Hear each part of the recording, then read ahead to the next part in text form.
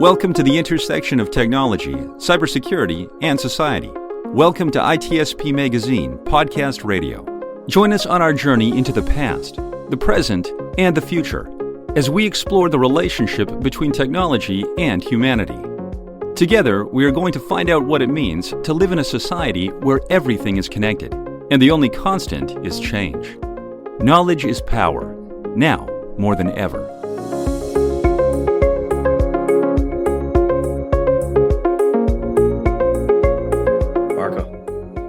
Sean, I have a dilemma. Another one? Another one. Many dilemmas. What's today? Well, today's dilemma is I love technology, but I'm afraid it's going to automate my job away.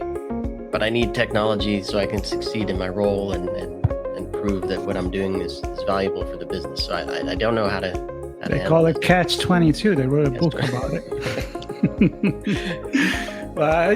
That's the question that we hear a lot, that we discuss with artificial intelligence taking everybody's job and robotics doing that. But humans are humans. And I personally believe that all these things, in the best case scenario, they are going to augment our capacity. And hopefully, if we do the right choices, they're going to make our life better. Where, as you said in the first episode of this, I'm going to remind you that you said that you are overappreciated and underworked. That's right. I am overappreciated and underworked. I need more work and less people to thank me for it. And no, I think in all seriousness, this is in connection to SOC Analyst Appreciation Day, socanalystday.com for those listening, where in reality, the SOC analysts are human and they need technology. They need to use technology, but not in a way that stresses them out or makes them worry about things or hides them away in the dark office and have no exposure to the management team and the executive staff for all the cool stuff that they're doing. So the purpose of this day is to kind of highlight the value of the SOC analyst and what they do on a daily basis and how it helps the organization. And thanking them. And thanking them. Exactly. And so one of the things we were thrilled to have Josh click on today. Josh has had many years experience working in the SOC, managing SOCs, and helping organizations achieve success with their SOC. Josh, thanks for joining us today. Yeah, thanks for having me. I think we have the same problem. Overappreciated, underworked. There you go. It's a common theme. Common theme. So Josh, what I'm hoping we'll do here in this conversation is kind of highlight the role of technology and innovation. And yes, it's about technology, but what I really want to get into is in the mind of the SOC analyst and how they leverage technology and innovate tools and scripts and processes and workflows and whatever else, and how they communicate even to produce the best SOC possible and therefore help drive business value to the business. So I'd quickly like you to maybe share a few words about your experience at Xerox. I presume you're working in the SOC, helping stand it up and build it out, mature it, and maybe some other experience you've had, just to kind of set the tone for this conversation and give folks a view into what you've been up to. Yeah, so I started my career at a company called ACS, which was acquired by Xerox. It was a large MSS, so we had 360 some clients, and we managed them in the security operations. The level of services varied client to client, but we pretty much did everything. And then I moved on to move into SIM vendorship, where I went into work for a couple SIM vendors and got into doing some security operations assessments and design, and worked with some large Fortune 500 companies on designing SOCs. So that's my background. And now I work for Devo as a cybersecurity specialist. Very cool. Very cool. Nice. So why don't we start from the beginning? Not when you were born, but kind of like when the profession was born. It's not a profession has been there for since the beginning of time. And I don't even want to probably go too far back in time, but the moment that technology has become a factor, and maybe is technology being adopted just for the heck of it without thinking what it would do to the human that use it? Or is it technology carved around humanity? I love that kind of conversation. So I would like to know what your position on that is. Yeah, so I think technology was carved originally to fulfill certain needs. And as we figured out what technology can do, we found more things to use it for. And what that's forced us as humans to do, which we're not good at, is to evolve what we do. So we've gone from being the repetitive button pusher that, or the doing the exact same thing over and over. So all the way back to, you know, cutting wood with a handsaw repetitively, to now where we have machines that do that, and now we work on the machines to make the machines do that. So instead of us doing it, we're actually the ones developing the machines to cut the wood for us, or to do any task for us. Now we're looking at having machines drive cars for us. I mean, just think of how much we've come just in the last 50 years. It's just amazing to think at, almost overwhelming, because that's 50 years of a billion years that we've been around. So, what's the next 50 or billion years to hold for us? So. Yeah, and if we look at a system as complex as an autonomous car, there's a lot that goes into that. I think as humans, we probably take a lot of it for granted. And so I'm going to swing that now to the SOC. And I'd like your perspective on some of the things we take for granted of the analysts as they're doing their day-to-day job. What are some of the things they do to innovate? First thing out of my mind is scripts, and that could be tons of things. So maybe talk about that and other things you see where analysts are innovating. Yeah, so they're innovating to, in my opinion, to make their jobs easier in cases tolerable, or to even make it where they're able to come to work for each day, right? And oftentimes the scripting you're talking about, 100% agree. Like the scripting, the integrations, the customization that they're doing, even developing their own tooling, is to fulfill where the technology has gaps or has let them down. So they're doing what all the vendors are trying to do today, some more successful than others, and that is provide that that single place for an analyst, that focal point, and be the lifeblood of the SOC. So right now that hasn't existed, and analysts for the last 20 years have been forced to deal with that. It was easier 20 years ago, a couple pieces of paper, a couple whiteboards, they were able to deal with that. But the information's gotten so much more robust. There's no way they could do that with a whiteboard or paper today. Simple computing isn't even feasible anymore. We need robust computing that can sift through billions of events every day. So how is this going?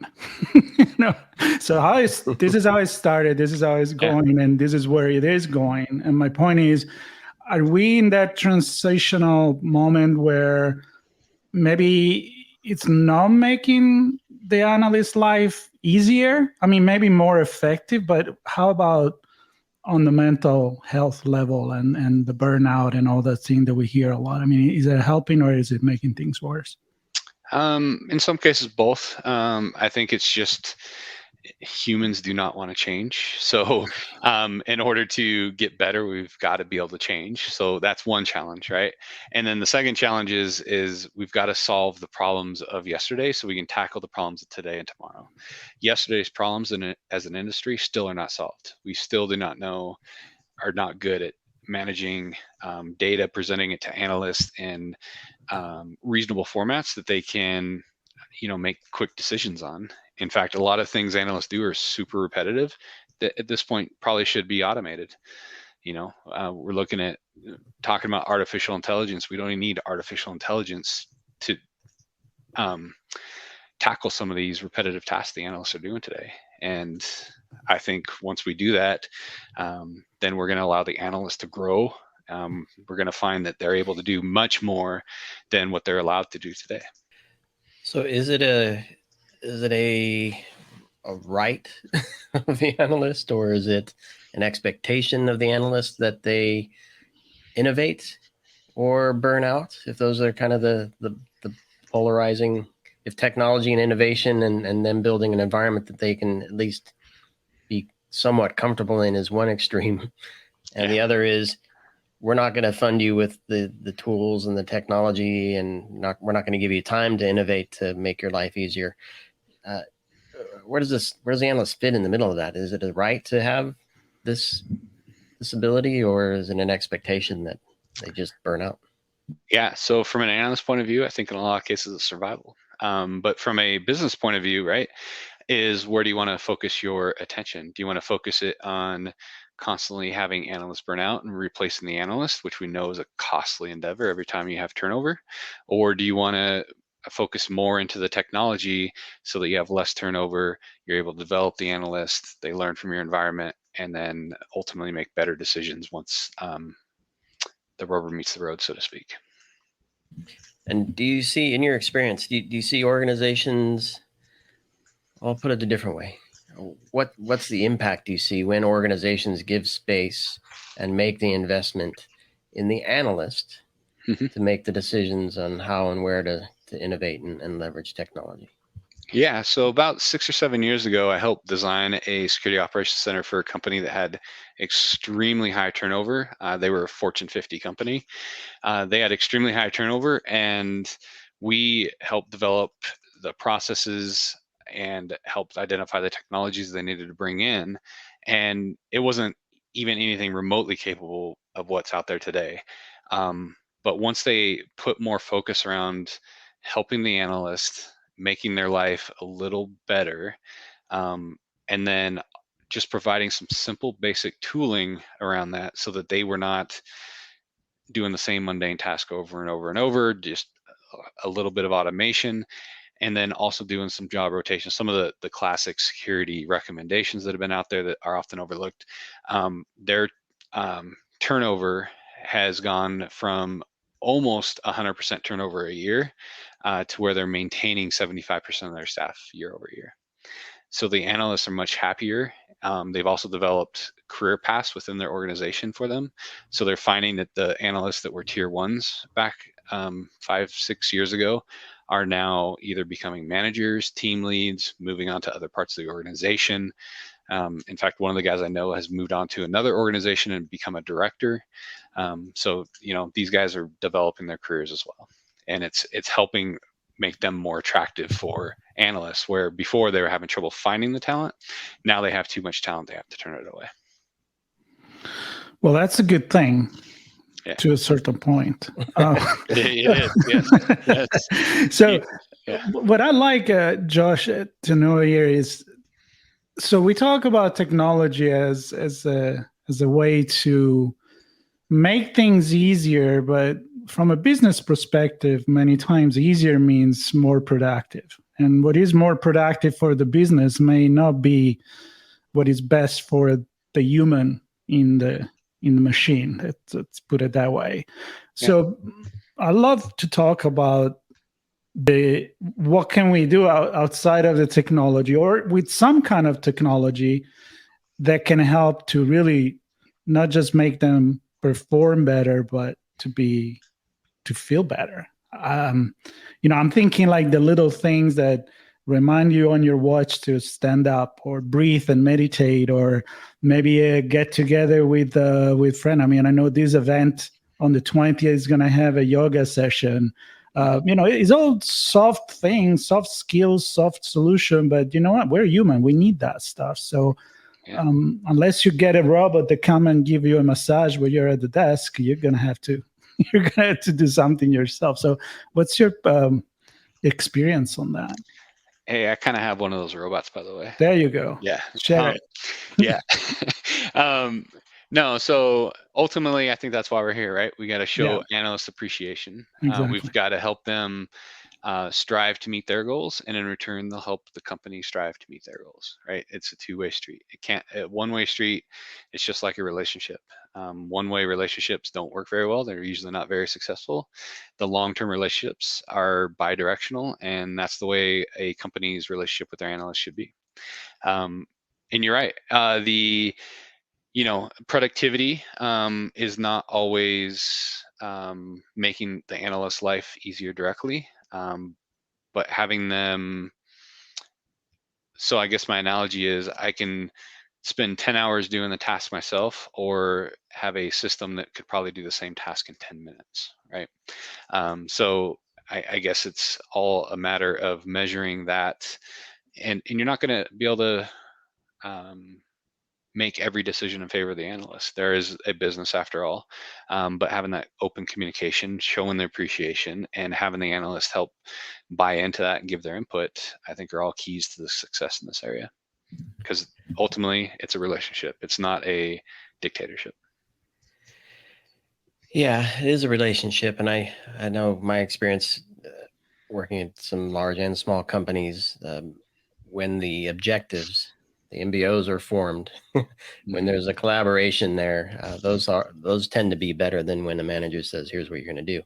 And what I'd like to do, because you mentioned measurement,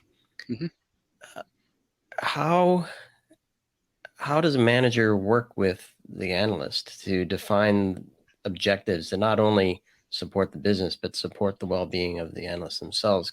Because if it's, you're going to close out X number of incidents every day, and you're going to produce a weekly report on your activities, that's all tactical numbers type stuff, but doesn't take into account the innovation and how they may have helped the team collaborate on something else bigger. So how does a manager work with an analyst or their analyst, multiple analysts, to define objectives that are measurable, not only for support of the business, but also for the well-being of the analyst? Yeah. So go back to a personal experience. So I had a job one time that was one of the easiest jobs I've ever had, but it was also one of the most miserable ones. The reason for that is because I did not understand the role that I had in the organization. One of the most difficult jobs I ever had. It was the most challenging by far, but I understood very clearly what my role is, and I loved coming to work. And I think it's the same thing with the analyst. You're right. All those measurements you just named off, like closing tickets, the mean time to respond, all that stuff, that's all very tactical stuff, right? The analyst is working for a company. Oftentimes, especially the quality employees out there will choose a company based on what they're doing, or some contribution they can bring to the table, because they want something from the company, but they also want to give back. And helping them understand how that is helping the business is key. So it's not just, hey, we found this detection and that's cool. Hey, we found this detection and this is actually how it helped stop or thwart an attack within the organization, or this is how this investigation helped save the company millions of dollars. Things like that, and helping them tie that back to the business objectives. Let's talk about, as we start maybe to wrap, and then we can really give all the information for the event that is coming up and maybe tease a little bit about what is going on.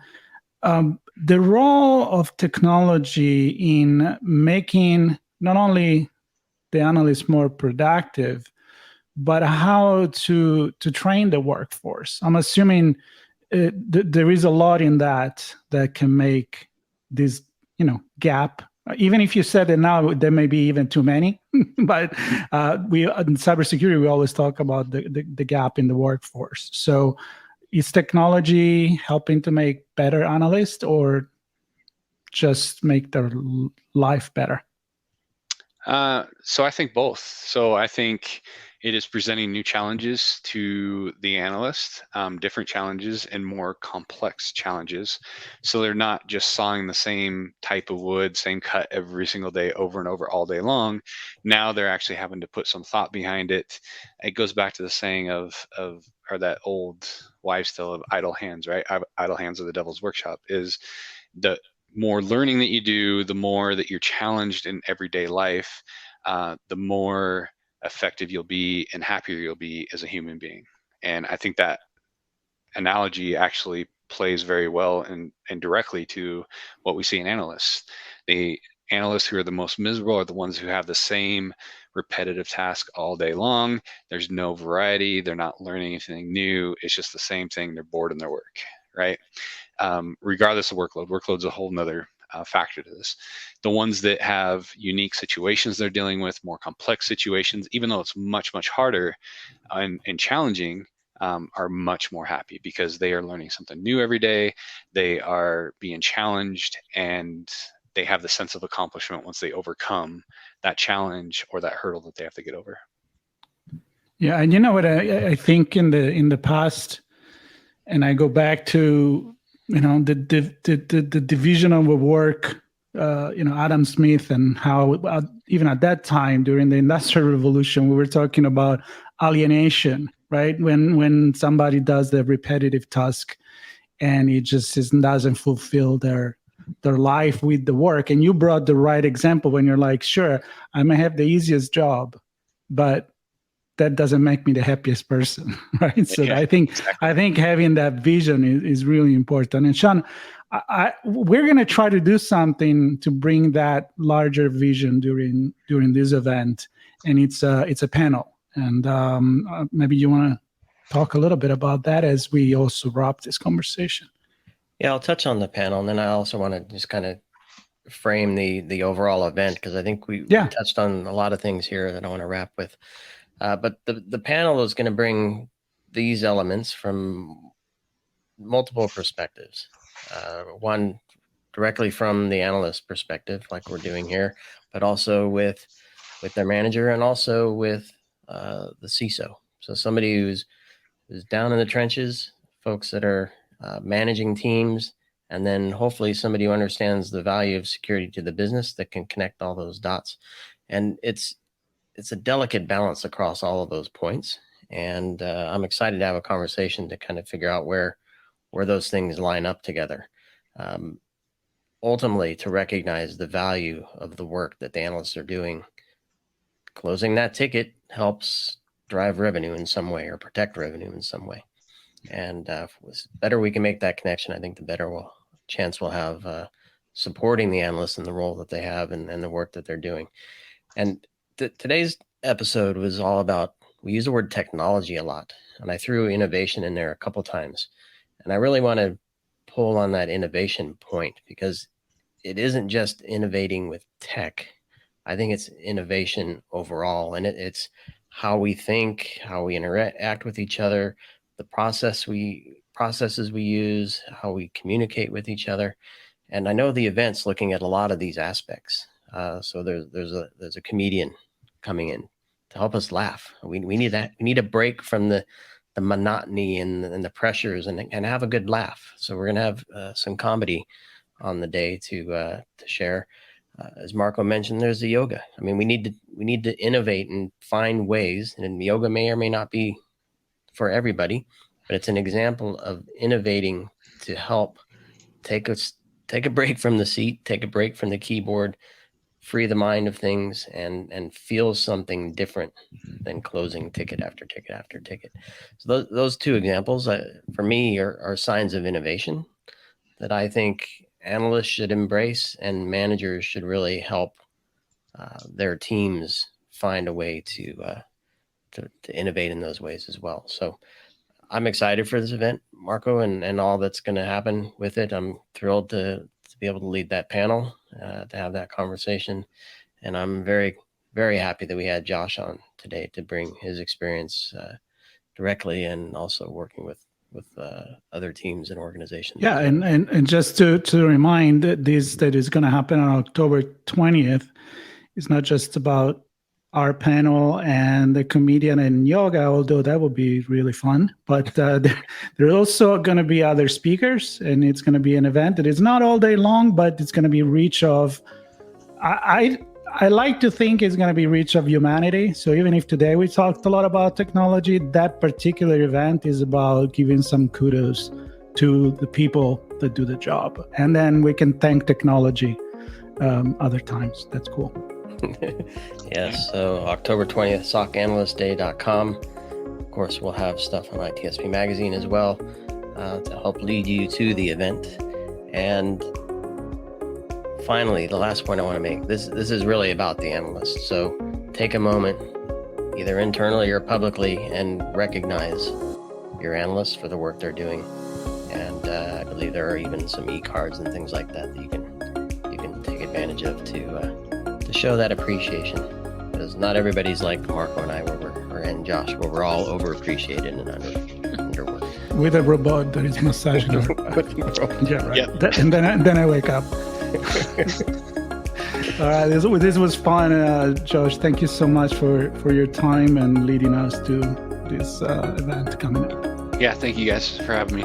Appreciate it.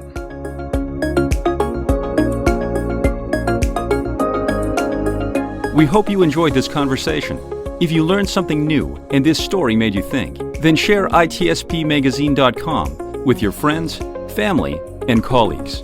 If you represent a company and wish to associate your brand with our conversations, sponsor one or more of our podcast channels. We hope you will come back for more stories and follow us on our journey. You can always find us at the intersection of technology, cybersecurity, and society.